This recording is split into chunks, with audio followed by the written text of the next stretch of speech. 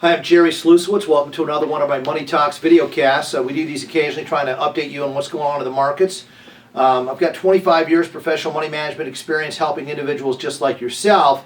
And these are designed to really help make you a better investor. They're kind of what's going on today in the market and what's going forward. Today is Wednesday, March 28th. We're just a couple of days away from the end of the first quarter. And what a great first quarter. What a great start to the year it's been. We haven't started this strong since 1998. And if you recall, in 1998, we were in the height of the tech bubble, the tech boom, which resulted in a bubble.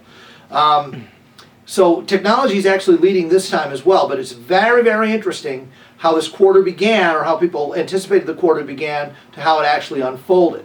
If you're not aware, I write for TheStreet.com. I write a daily column for them on the ETF profits section. You can go there to TheStreet.com and look up my name, Jerry Slusewitz, and you'll find many of my writings. The Street had asked their writers to come up with a forecast for where they thought the year was going to begin. And if you recall, that a lot of folks really believed that a big European bank was about to fail in mid to late December. Now, the ECB, the European Central Bank, came out with this LTRO, long-term repurchase operation, and flooded the banks over there with cash so they could buy sovereign debt and they could repair their balance sheets. And that kind of stopped that. But of all the writers out there for the Street, I came up with this very bullish, saying we're going to go back to not only the 2011 highs, but we can actually go to the all-time highs sometime in the spring. And we certainly have already surpassed the 2011 highs. We're sitting at 4-year highs today. Now, they called my article, when I send them, they can title it whatever they want. They called my article a contrarian perspective, meaning I was opposite of what everybody else in the world believes. So I was very happy with the first quarter, very happy with how things went, very happy with our performance numbers as well, but now I'm getting cautious.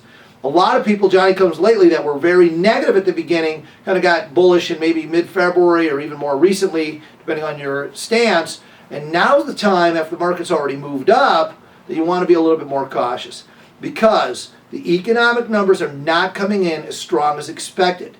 China is clearly in slowdown mode, and again, I don't know if you're following this, but it seems like China leads the markets on these ups and down moves. China is a leading indicator, and China is down pretty significantly so far, since their peak last year, have not set new 4-year highs or anything along those lines.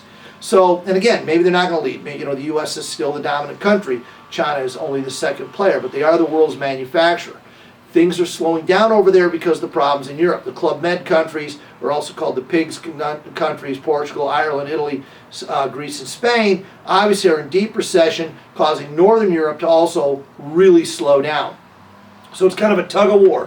Who's going to win? Is it going to be the European slowdown affecting the emerging market countries?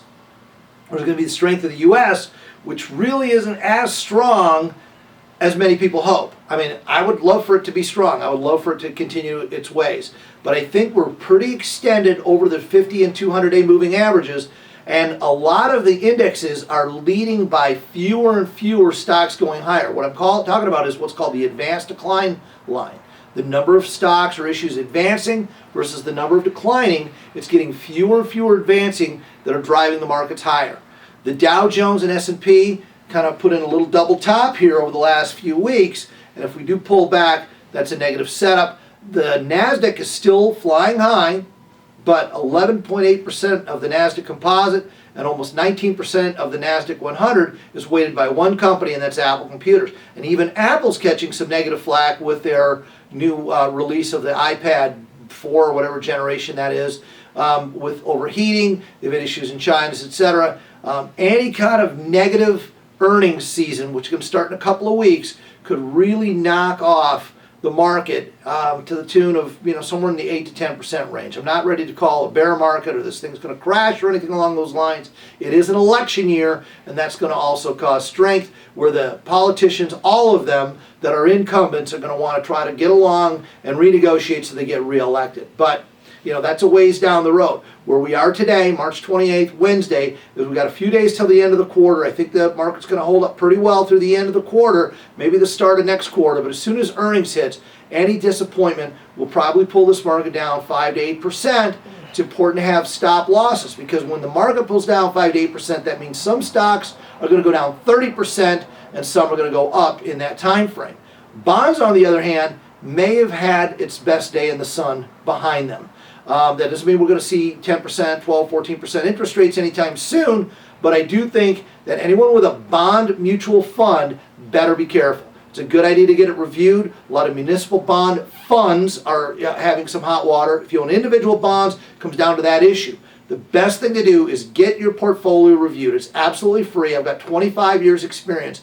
Call my toll-free number, 800-449-9501. Sign up on the web, on our website, www.yourmoneytalks.com. You can sign up to our free email newsletter. You can sign up for a free portfolio review. There is absolutely no obligation. I call it the pie theory. Anything painful, important, or expensive, a pie, painful, important, expensive, get a second opinion. It's free. There's no obligation. Multiple ways to do this. We can do it in person. We can do it via email. We can do it via fax. We can do it on the telephone. Please call 800-449-9501. Stay tuned next week for another update of Money Talks right here.